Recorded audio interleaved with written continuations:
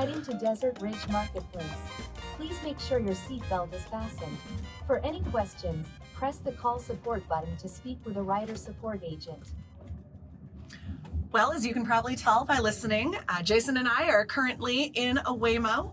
I'm Rebecca Wright. And I'm Jason Sullivan of Rathbone Group. This is on Subrogation, coming live from a Waymo in Phoenix, Arizona. That's right. We thought this was the perfect place to talk to you about Waymo and what this kind of autonomous ride-hailing service means for subrogation.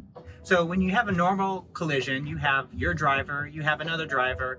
They're going to have their version of events of what happened and how the accident occurred.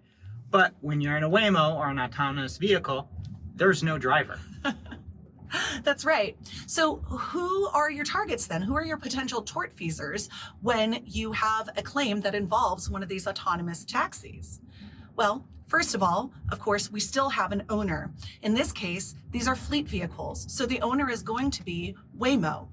Since 2016, Waymo has been a separate subsidiary of Alphabet, which is the parent company of Google. It does seem that Waymo is taking responsibility for incidents in which its vehicles are involved, although there have been relatively few. That's right. The other thing to think about is if there is a collision and the owner of the vehicle, you're looking at, was it the vehicle itself? Was it the brakes that failed to work? Or was there some issue with the radar, the LiDAR system that recognizes other objects or vehicles on the road? Or was it something with the coding? Everything was working just perfectly fine, but the coding caused the vehicle to take an action that a reasonable driver wouldn't have taken. That's right. And in this situation, Waymo does seem to be your tortfeasor for most of those issues, except maybe for the manufacturing defects. That's right. If you've got a physical hardware manufacturing defect, specifically with the vehicle itself, like a brake issue or something like that, Waymo's fleet is primarily made up of Jaguars. So theoretically, Jaguar could be a potential tortfeasor if you had that kind of situation. Yes. And then, as with all motor vehicle collisions, maybe the Waymo vehicle wasn't at fault. You still have to consider the other vehicles that may have been involved in the collision and what actions those drivers took. So you may have the autonomous vehicle as the potential targeted tortfeasor, or a third-party vehicle, which may be a regular automobile with a standard driver in the driver's seat.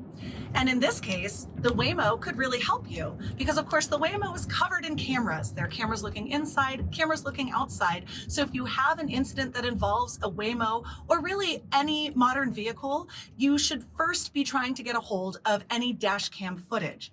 It's really important to do this at the time when the claim comes in, especially if your insured's vehicle, if your insured was a driver and their vehicle has some sort of built-in dash cam, it's really important to get that information from them immediately because that information needs to be saved and it needs to be protected from being overwritten.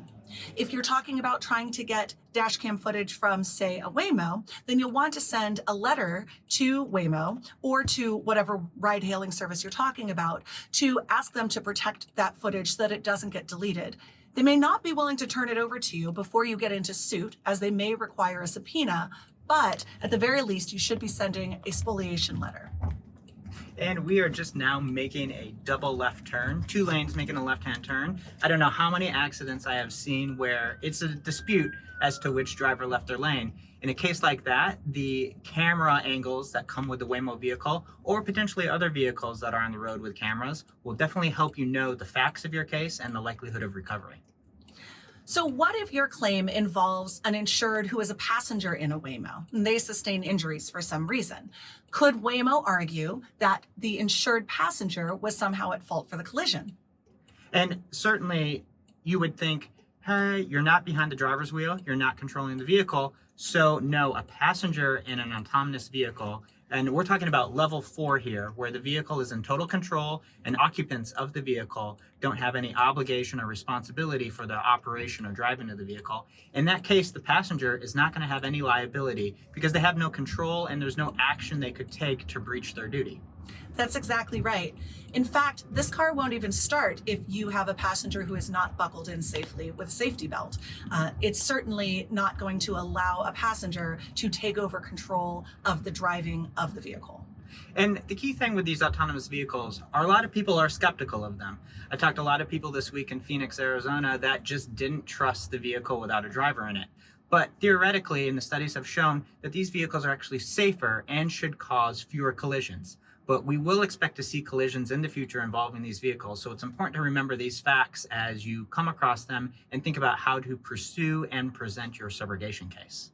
That's right. But for now, I think we can just sit back and enjoy the ride. That's it. For the Rathbone Group and on subrogation, I'm Rebecca Wright. I'm Jason Sullivan. And that's the long and short of it.